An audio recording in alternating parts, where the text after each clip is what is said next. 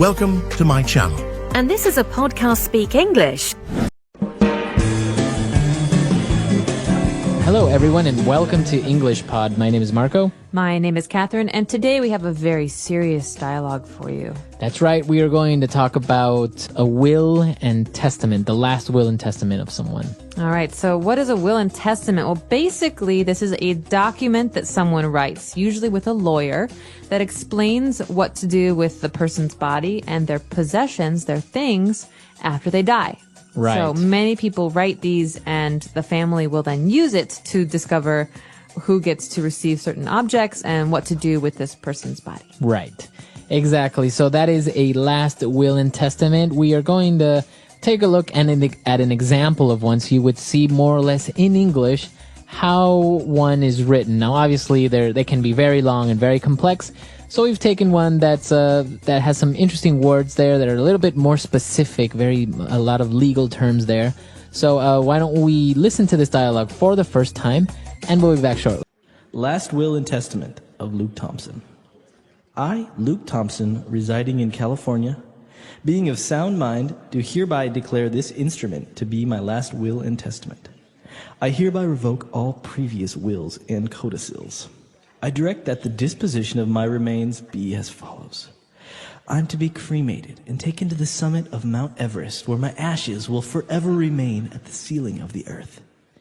I give all the rest and residue of my estate to my spouse, Betty Thompson, should she survive me for 60 days. If my spouse, Betty Thompson, does not survive me, I give all the rest and residue of my estate to English Pod. If neither Betty Thompson nor English Pod survives me, I give all the rest and residue of my estate to my heirs as determined by the laws of the state of California relating to descent and distribution. I appoint Robert Porter to act as the executor of this will, to serve without bond. Should Robert Porter be unable or unwilling to serve, then I appoint Jason Smalls to act as the executor of this will. I herewith affix my signature to this will on this, the 23rd of May, 2010, in the presence of the following witnesses, who witnessed and subscribed this will at my request and in my presence. All right, we're back. So now we're going to take a look at 5 key words on language takeaway. Language takeaway. Okay, the first word here in language takeaway comes from the very beginning of this, monologue. We're reading the last will and testament aloud. I, Luke Thompson, residing in California, being of sound mind. Sound as an adjective. What does this mean? That's very interesting. So he says, I am in sound mind, and sound is an adjective to describe I am in a good state of mind. That's right. So it means not having any problems or logical or unaffected. Basically, I'm not crazy, right? Right. I'm not crazy. I don't have any problems. We can say this about other things, too. We can say he's of sound body. Right. That means that he is healthy. He has no problems with his body. Or I could say, Marco, that's a really good decision. It's a sound decision. So, again, that's also a way of saying good or... It will work. It will work. It's a good decision. It's feasible. Yeah. So you can use this adjective with sound body, sound mind, or a sound decision.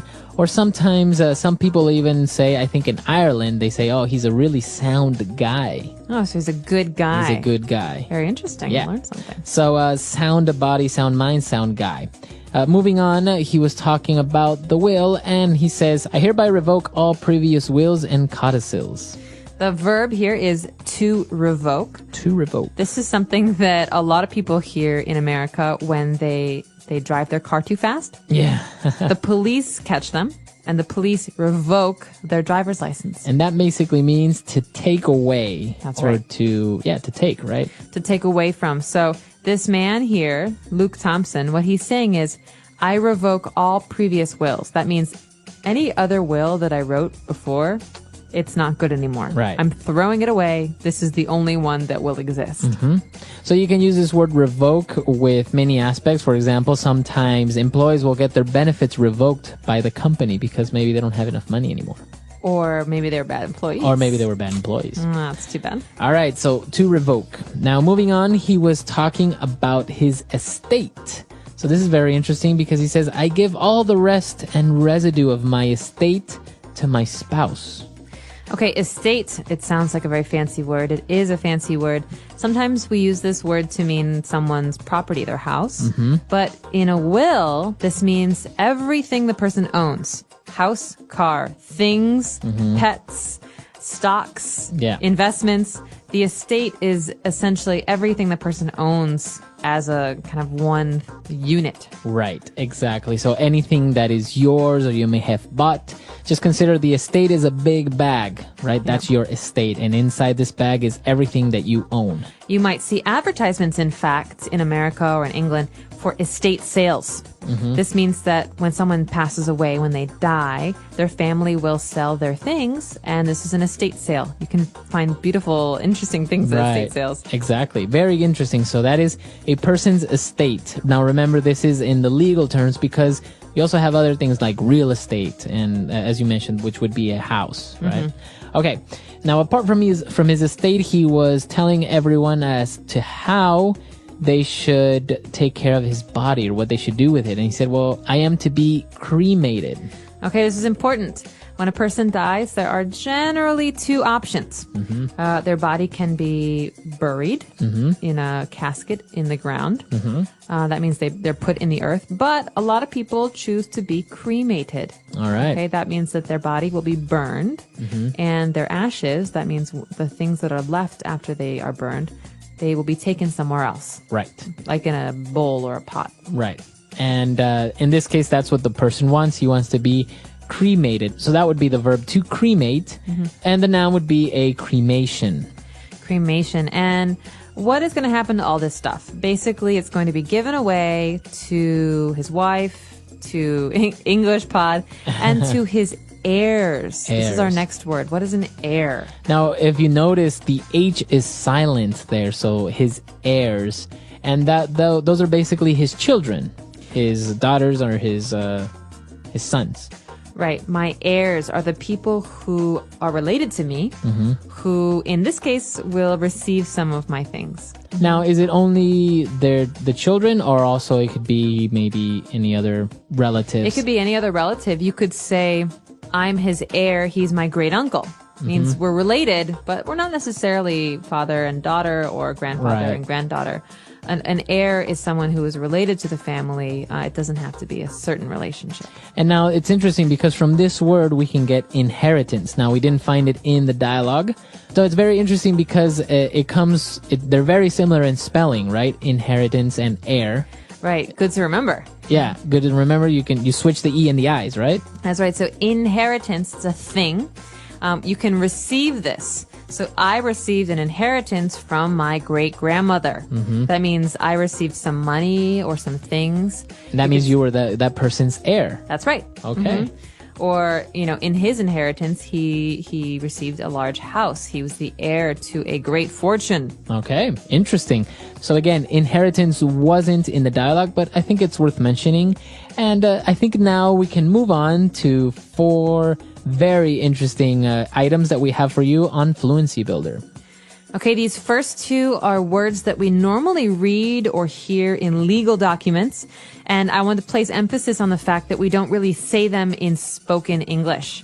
So remember that these are more formal terms. Yeah. The first one is hereby. Hereby. I hereby declare. Right. That means now.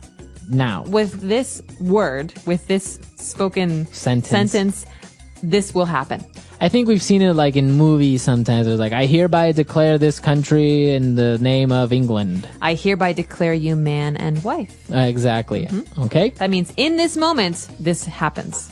Okay. And a very similar word that we also saw in the dialogue is herewith. So in the will and testament, we hear Luke Thompson who says, I herewith affix my signature. That means with the action of signing my name, signing my signature, this will be completed. Okay. So I herewith, you have to have an action, not just a word. Okay, That's so the difference. I herewith attach my seal. Okay, a seal is like a stamp, very common in the old days when you had real letters. But I herewith attach my seal and give my approval to this document. Okay, so it has to be something physical. Yeah. Right? So if maybe you're writing like this very classic letter and you say, I herewith include a lock of my hair. Ooh, how romantic. Okay, that's kind of creepy, but Yeah. but you're including or attaching physically, right? That's I guess the modern version of herewith would be attach. Yeah. Okay, good. Herewith, hereby. We've got another phrase here that you might hear more commonly. At the beginning of the will and testament, there's a phrase, as follows, okay? I direct that the disposition of my remains be as follows. So, with my body, do as follows. So basically, this is a very common way of putting this in a sentence to indicate that you're going to start to list items. That's right, or give instructions. Give instructions. So, for example, to make a loaf of bread, do as follows. Number 1, get some flour. Number 2, add some water. So this is a way for us to say, listen, I'm going to give you instructions or a list. Pay attention. So please do as follows. Please act as follows. Okay, very good. And our last word that we have here, going back to herewith, he said, I herewith affix my signature. What does it mean when you affix? Okay, affix is a word we have a number of other words for these days, so you rarely hear it. It means to attach or to include. Okay, so I herewith affix my signature would be attach my signature. Right, I provide my signature, or I herewith affix my address, or I herewith affix something. Okay, very good. Really interesting stuff. You'll obviously see this very commonly with legal documents such as these, even though it is like older English, it's still very commonly used. I guess because the law is so old. That's right, definitely. And I think that it's worth listening to today's monologue one more time. Think about some of the words that we've just discussed, and we'll be back in a moment. Last Will and Testament of Luke Thompson. I, Luke Thompson, residing in California, being of sound mind, do hereby declare this instrument to be my last will and testament. I hereby revoke all previous wills and codicils. I direct that the disposition of my remains be as follows. I am to be cremated and taken to the summit of Mount Everest, where my ashes will forever remain at the ceiling of the earth. I give all the rest and residue of my estate to my spouse, Betty Thompson, should she survive me for 60 days. If my spouse, Betty Thompson, does not survive me, I give all the rest and residue of my estate to English Pod. If neither Betty Thompson nor English Pod survives me, I give all the rest and residue of my estate to my heirs as determined by the laws of the state of California relating to descent and distribution. I appoint Robert Porter to act as the executor of this will, to serve without bond. Should Robert Porter be unable or unwilling to serve, then I appoint Jason Smalls to act as the executor of this will.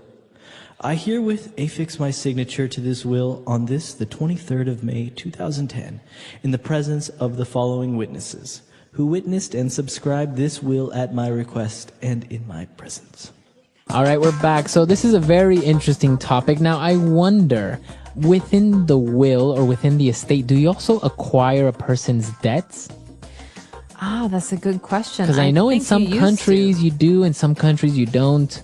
I know in like some cases, some heirs have found themselves in some legal problems because all of a sudden they inherited that person's debts and stuff like that. I think that does happen, especially for people whose properties are mortgaged. For example, if your uncle has a house and he didn't pay for it with cash, he has a mortgage, and he dies, and you inherit this house, you also inherit the mortgage. Yeah. So sometimes inheritances are not always a good thing. I think this happened more in the past. There are more protections and safeguards for people today. Right. But definitely, I mean, what is it like in Ecuador? Do people inherit debt? Yeah, I think obviously most banks, when they give out loans or a mortgage, they have somebody that will kind of co-sign on these things. And I imagine, I'm not really very sure, but I know that if you inherit an estate that has a mortgage, you are forced to pay it. And if you can't, then they will make that other person who co-signed it responsible if he still exists. I don't know. In these legal systems, it's sometimes very strange because it seems like there would be a lot of gaps. That's right. And everyone wants to protect themselves. Yeah, exactly. So we've got the bank that wants to protect itself. It gives a loan. It wants the money back. Right. And a person who wants to protect himself from maybe a relative who Has a lot of dies and debt. has debt. Yeah. Yeah. So I'm curious to know what our users have to say. What is the situation in your country? Do most people have a will and testament? What happens with debt? Or what happens if somebody dies and they don't have a will and testament? That's a good question, too. I don't have an answer for that one. All right, so let us know and we'll give you guys some information on that as well. EnglishPod.com. We'll see everyone there. Bye, everyone. Bye.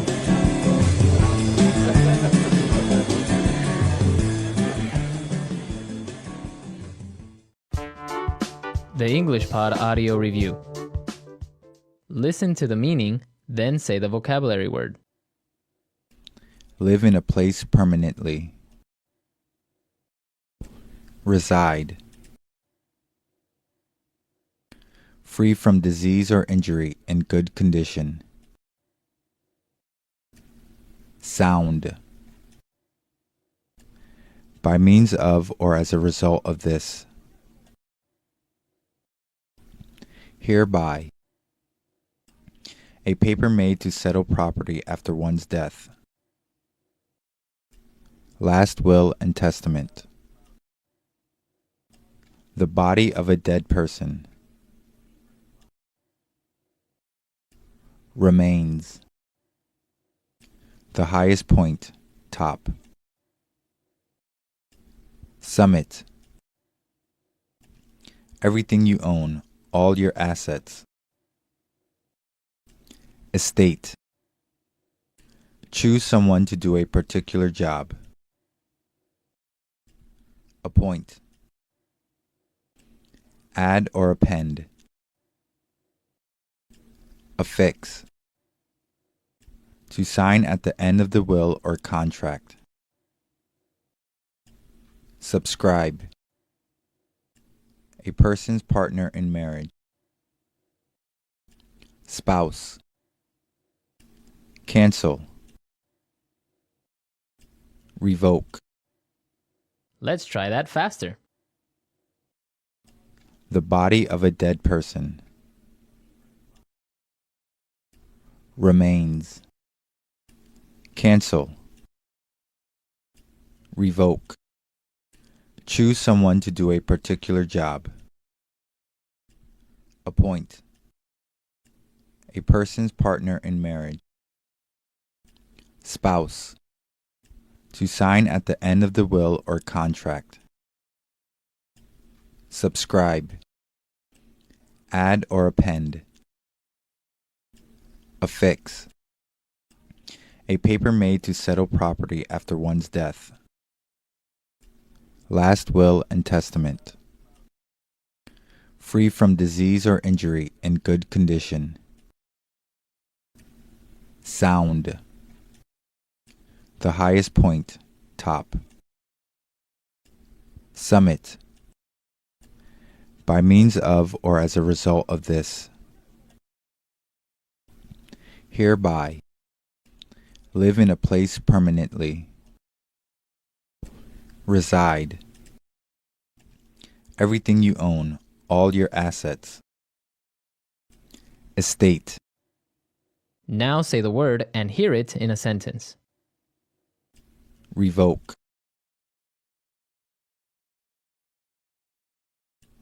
His driving license was revoked by the police. Revoke. My parents revoked my phone privileges. Revoke.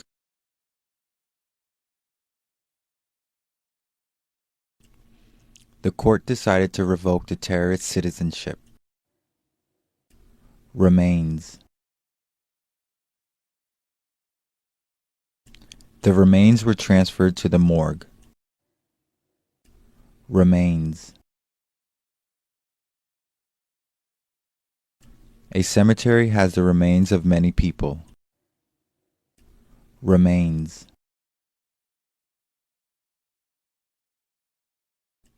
The police covered the remains with a white sheet. Estate.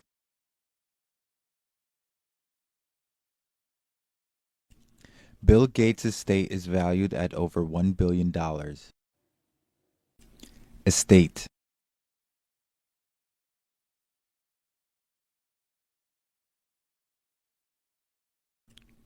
A person's estate is comprised of all assets which are held in the descendant's name alone. Estate.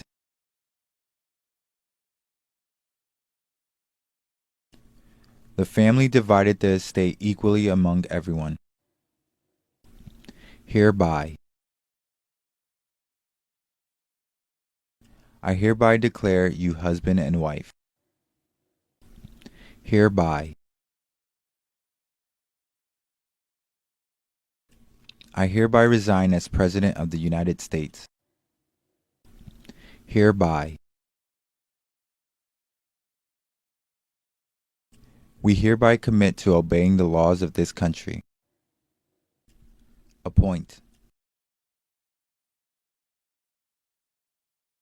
The President appointed me as the Vice President. Appoint.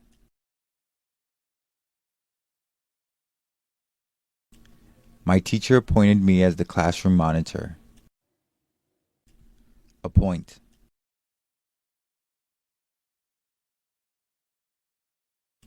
He was appointed as the child's legal guardian.